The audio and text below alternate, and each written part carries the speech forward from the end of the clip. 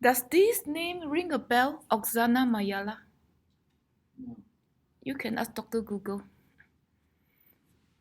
And so apparently, I think she's from Ukraine, and when she was an infant, she was abandoned by her alcoholic parents. Apparently, some of the dogs, they were nice. They raised her. Some of her canine friends, doggy friends. So, this was how she used to live when she was raised by dogs, abandoned by parents at a very young age.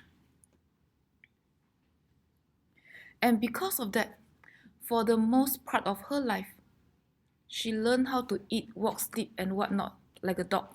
She walked on her two arms, two hands, and two legs like a dog. She eat like a dog. Until one day, maybe she was discovered by, I don't know, social workers or psychologists. They gave her therapy, lots and lots of therapy. And now she's fine. Look at her right now. And this was how she looked like when she was first discovered by professionals. They could rescue her.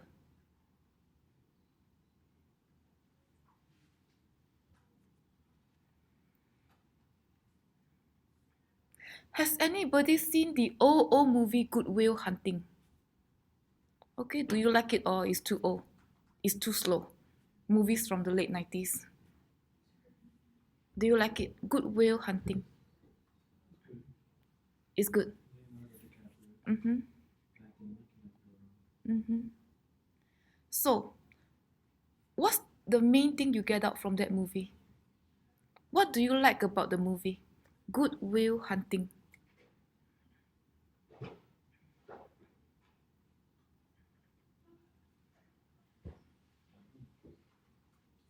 Sorry? Mm-hmm. The guy is brilliant, right? Why did he turn out that way? He was a janitor, but he is smarter than many doctoral students at that university. So, what happened?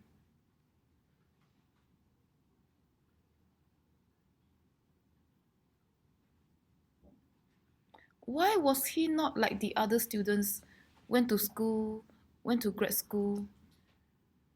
I mean, at some point at the movie, the professor recommended him a job. He turned it down. So what's going on with that guy, the main character? He's brilliant, we all know. So this is what we mean by the process of socialization. Through the process of socialization, we learn what's expected of us. We learn the expectations of life through the process of socialization.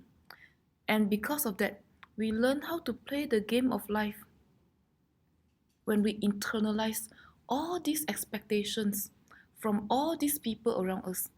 Initially, parents, then teachers, then employers, then maybe people in your religious organizations if you go to these places.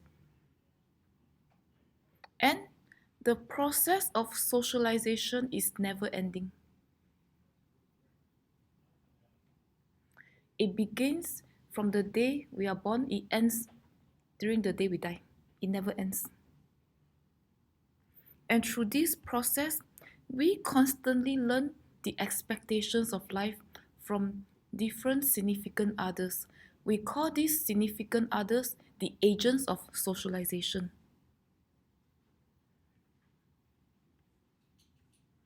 These are all the different agents of socialization. Parents, your peers, when you're a bit older, you mingle with kids from the neighborhood. Then they influence you. They tell you what is cool, what is nerdy. Yeah, we continue to learn the expectations of life when we transition from infanthood to early childhood. Through our friends in the neighborhood, they tell us the expectations of life. What is cool to wear, what is nerdy, what to do, what not to do. And then we continue to learn from our teachers when we are a bit older, we enter school. What's the appropriate behavior? What's unacceptable? And we continue to learn from other adults like law enforcement officers. Oh, what should you do when you see an octagon with the color red with the letter stop on it? What does the speed limit, the maximum and the minimum limit tells us?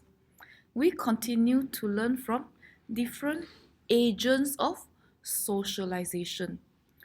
Parents, peers, the adults in our life, and teachers, or even religious leaders are all agents of socialization, or even our supervisors in our adult life, our employers, are also agents of socialization.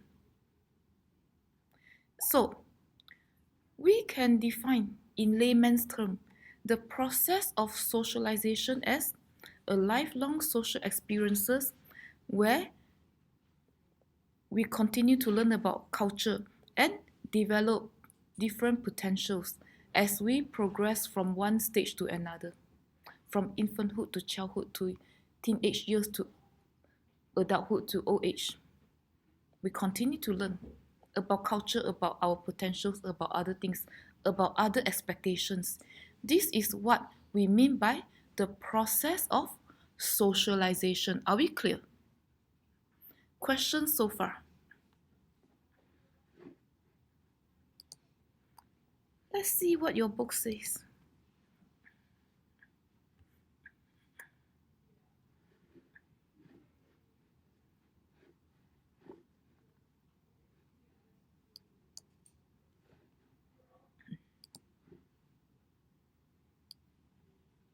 Okay, sorry. So because of that, you have to come to class because I start recording video.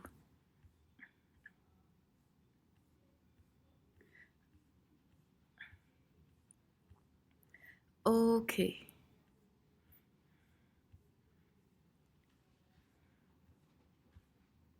Let's see if your book defines socialization. Yeah, you can read the definition on your own.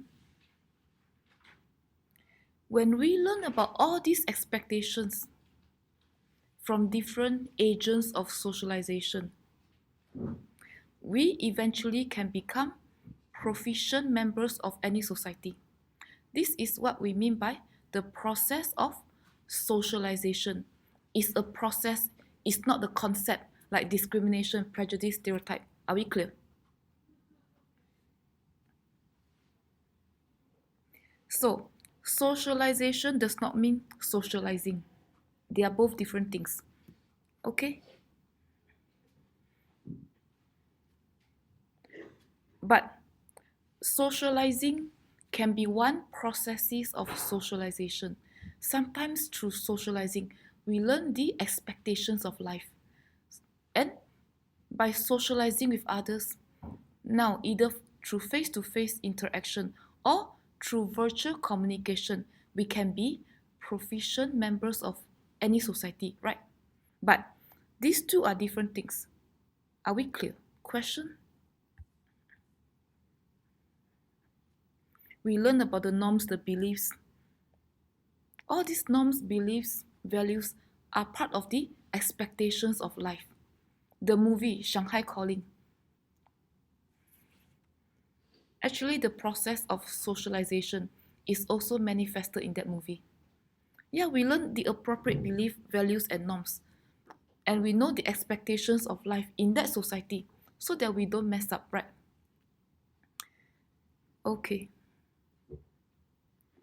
Let's talk about another example. Have you heard of David Reimer? And okay, before I go on, we are like our friends through the process of socialization.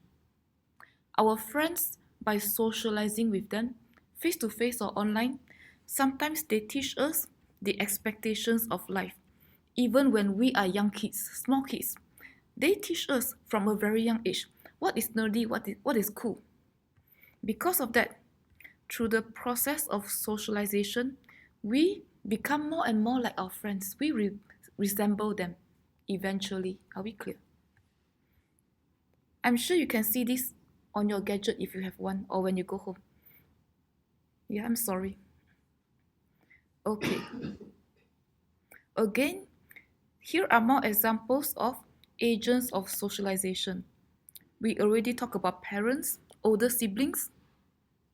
They also teach us expectations of life to be proficient members of society. We learn things from the TV, from the news too, or from the movies. And from the social media, Instagram, Facebook, or whatnot, about what's people's latest sentiments pertaining to Trump's acquittal. Do you know they created a hashtag? Some people don't agree with the result. Do you know they created a hashtag on Trump's acquittal? They call Americans find Trump guilty. Do you know they created a hashtag?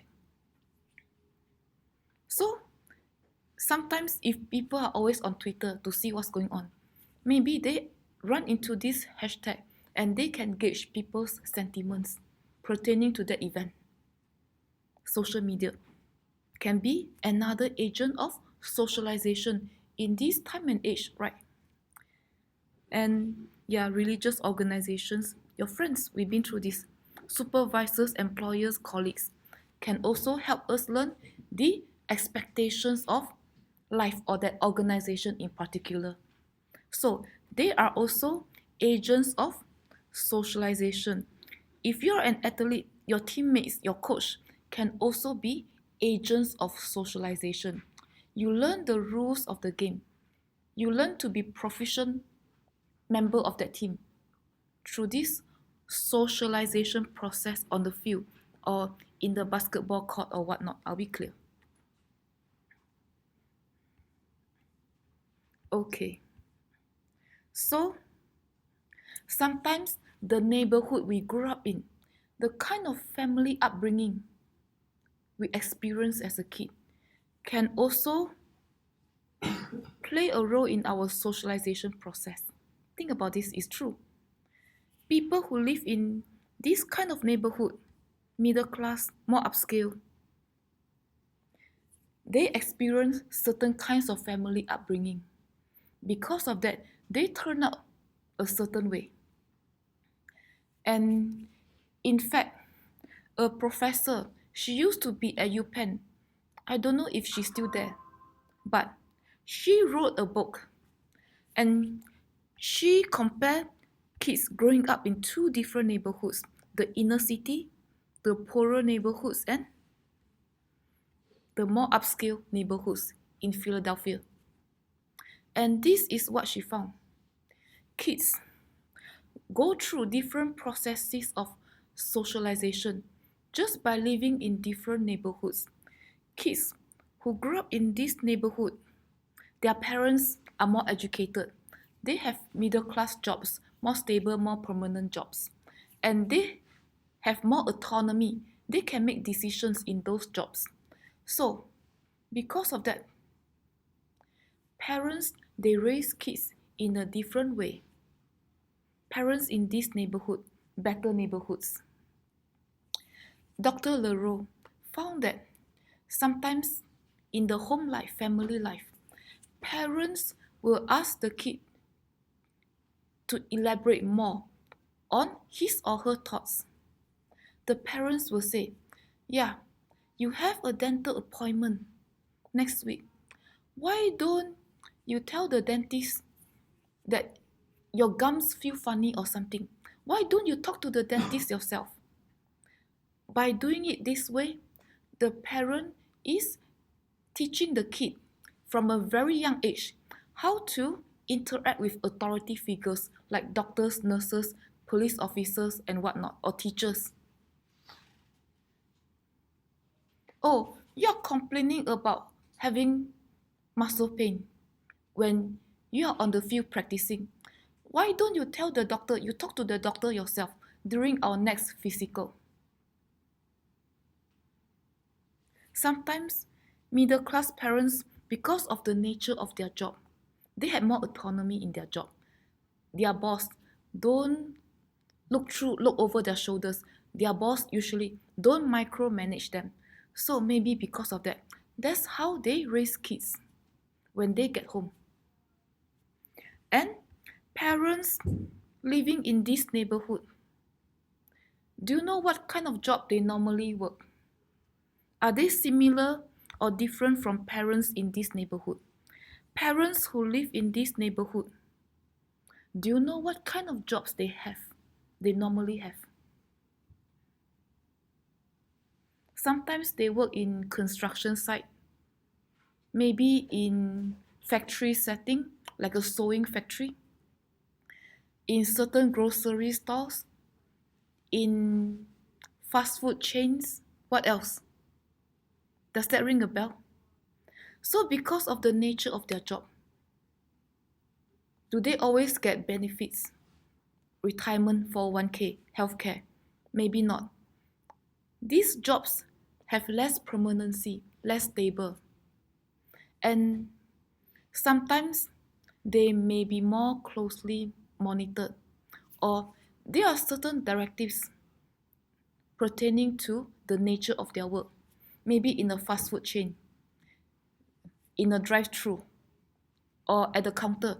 Sometimes they have to prepare the food or the drinks according to the menu. They cannot just go sidetrack, be creative and whatnot. And sometimes their supervisors may micromanage them due to, not because their supervisors are bossy, I don't think so. Just because the nature of their work, they are always being closely monitored, we can say that, right? So maybe this partially or directly affect how they raise kids at home. They are going to tell the kid, you go shower right now. There's only one bathroom in the house. You go shower right now. Your sisters are waiting to use the bathroom. And after that, your grandma has to use the bathroom. You better go shower right now. If not, you'll be grounded for life. They raise kids in a somewhat different manner, right?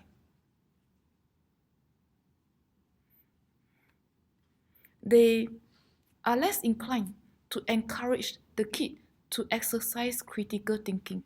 So, being at a young age, sometimes the kid may not realize why I have to shower during that particular time in every day. It doesn't make sense to the kid. Maybe he's still too young. And so there are always consequences. If the kids do not comply, the kids may be beaten up, or there are some kind of punishment or something. The kid may be grounded, most likely, and the kid may be confused. Why the parent is always doing that to them? The kid may be confused for a long time. Maybe until one day, in high school or college, it dawned on them, yeah, there's only one bathroom in the house. I need to shower during that day so that I don't hold up the bathroom. That's the logic behind it. But parents, maybe partly due to the nature of their work in this neighborhood, sometimes they don't use logic or other rationales when they ask the kid to do certain things. You go clean the dishes. If not, I'm going to beat you up. If not, I will deduct your allowance. You will not get allowance for tomorrow if you don't clean up the kitchen sink. And the kid may be confused until maybe he or she gets a bit older. Then it makes sense. Why it's not good to clog up the kitchen sink with all the plates and forks and knives and whatnot. So my point is, the neighborhood we grew up in plays a big part in our socialization process. Are we clear? Questions so far?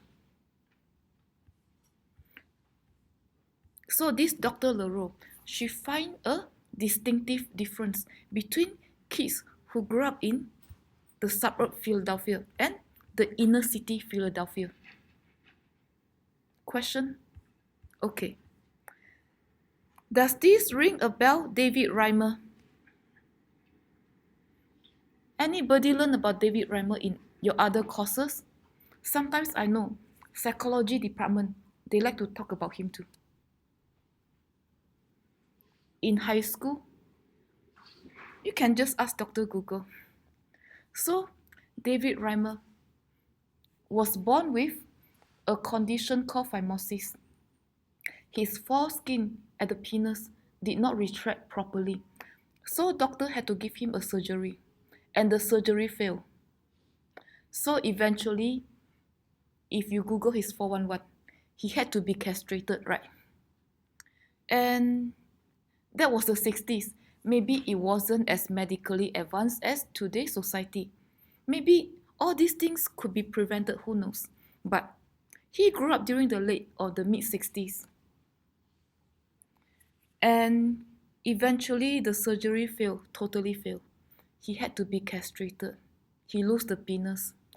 And because of that, maybe psychologists, psychiatrists, or doctors who operated on him, they all had his best interest in mind. And so, during the late 60s, I think he had the surgery when he was 2 in 67. So, all these medical professionals, they advised his parents, why don't you raise him like a girl? Since he lost his penis, why don't you start raising him like a girl? Do you think this works for him? Do you think it's okay with him? So, I think he was a young kid back then. Nobody consulted his opinion. Everybody thought they had his best interest in mind. So, this was what they all decided, raise him like a girl. And how did he turn out? What was his process of socialization like growing up after the surgery and being raised like a girl? Did he fit in with the girls' group in school? Did he like tea parties? Did he like wearing a dress or whatnot? Playing girls' toys? Did he fit in? According to Dr. Google and Dr. Wikipedia, no, right? So he requested, maybe he was older, at 14, he could think that he wanted another reassignment surgery to become a guy again, and he got it. His wishes were granted. He had another reassignment surgery at 14. And do you think his life got better? His process of socialization turned for the better after he got another surgery to become a boy again or an adolescent male. Do you think things got better? No. He continued to be confused, being raised as a girl initially, then being raised as a guy later on. He got even more confused. So, growing up, he could not hold a job down.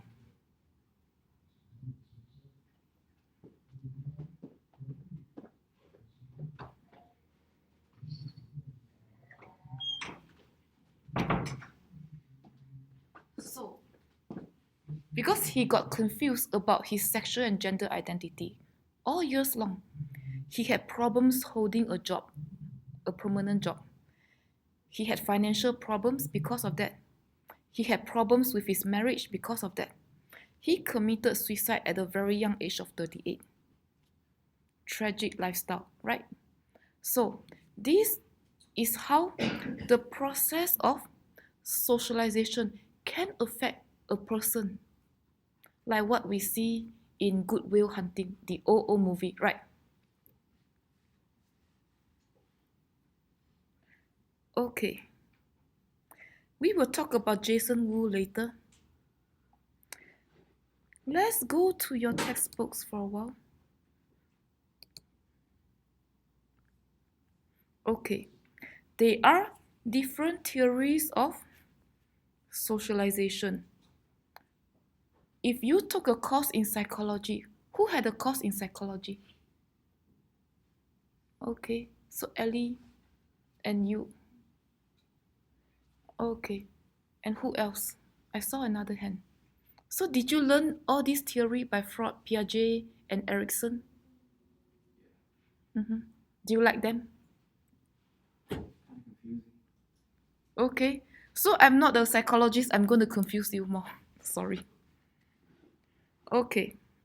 So let's start with Freud.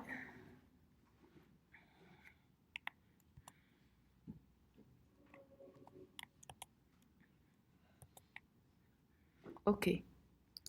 So I think Freud's theory of personality development focus on the interconnection between our personality development and sexual development over time, if I understood correctly. And he has, I think, five main stages. Yeah, I think it's five. And I will try my best. I'm not a psychologist. Okay. So, when the infant was born, maybe it's a no-brainer. The baby is going to be more interested in the mother's breast because the baby most likely will be breastfed unless they are like Oksana Mayala or feral childs abandoned by parents raised by animals. And as the infant got older, become a young kid, and as the child's personality developed, maybe the child developed new sexual interests. Now, the child got more interested when going through potty training about maybe different aspects of bowel movements.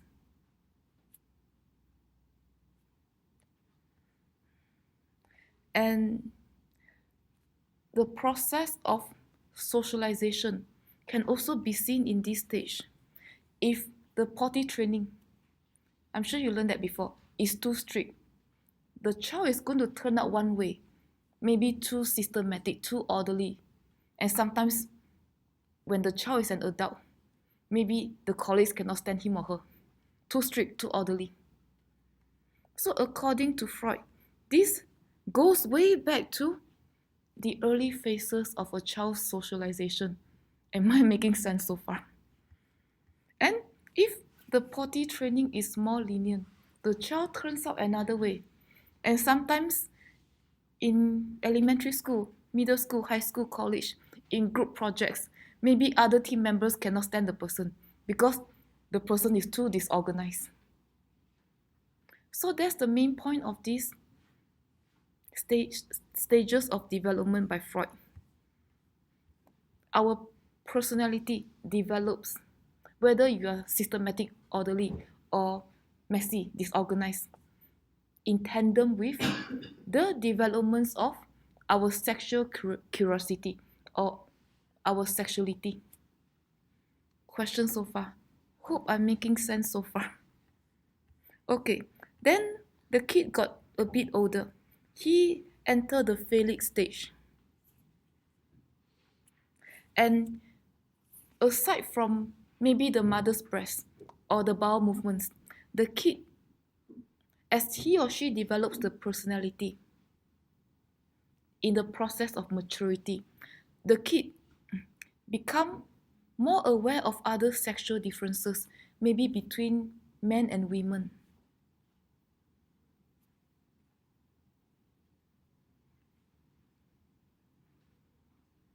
And we are not going to go into this Oedipus complex or Electra complex. This is just intro to social. So, by the age of 3, maybe until 6, the kid may be more aware of gender or sex differences. And from 6 onwards to puberty, 6 to 11 or something, the kid enter another stage and develop more sexual knowledge, more sexual curiosity as his or her personality develops during this stage. Now, the kid is more aware of other aspects of sexuality, like sexual impulses or whatnot. At this stage, the kid is only aware of distinct sexual differences. Maybe he or she realized men and women are different. My mom and my dad are different. My older brother and older sister are different and whatnot. But here, as the kid mature over time, the kid learn about what are sexual impulses and whatnot. And after puberty, the kid enter into genital stage. And in this stage, the kid begins to experiment with maybe other relationships, sexual or non-sexual. Maybe by working in group projects, the kid realizes as his or her personality mature, the kid may realize, yeah, my male teammates and my female teammates, they do things differently. Their logic of thinking is different. So the kid, or not the kid right now, the adolescent, got a new understanding of sexuality or sex, a deeper understanding of sex. They realize, oh, men and women think differently, do things differently, communicate differently. And they are friends of both sexes. They realize that through their interaction with friends from different sexes. So hope I'm not confusing you too much.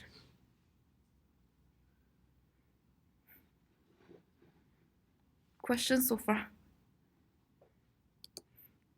Okay, are we done with Freud? This will not be on your midterm. Erik Erikson, you learn about him too, right? So why don't we ask Dr. Google, what is Erikson's developmental stage?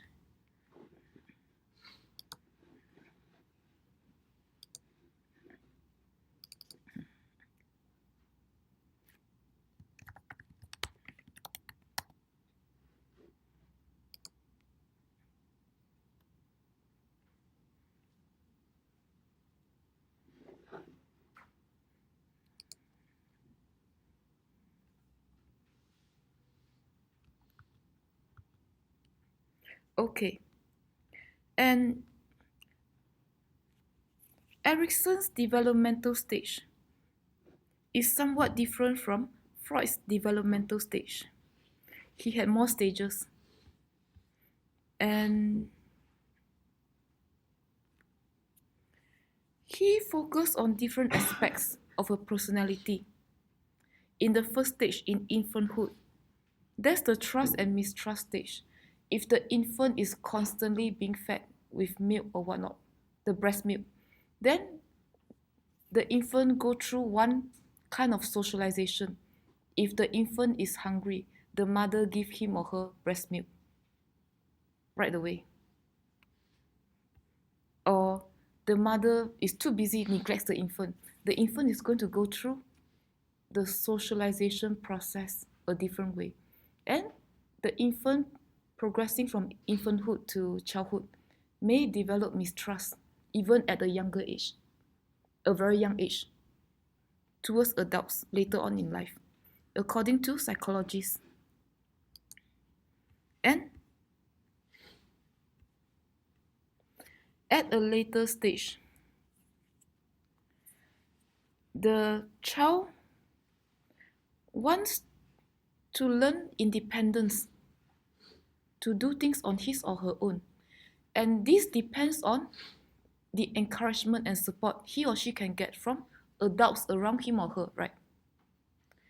So, if the kid got a lot of encouragement from the adults, not only in toilet training, but in learning about being independent, maybe in learning how to play with toys, or in reading a book or whatnot, then the kid is going to go through one kind of socialization.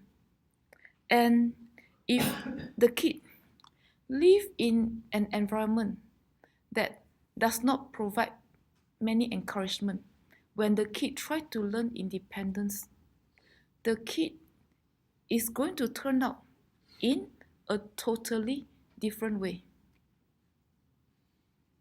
I think I should stop here and take Rose.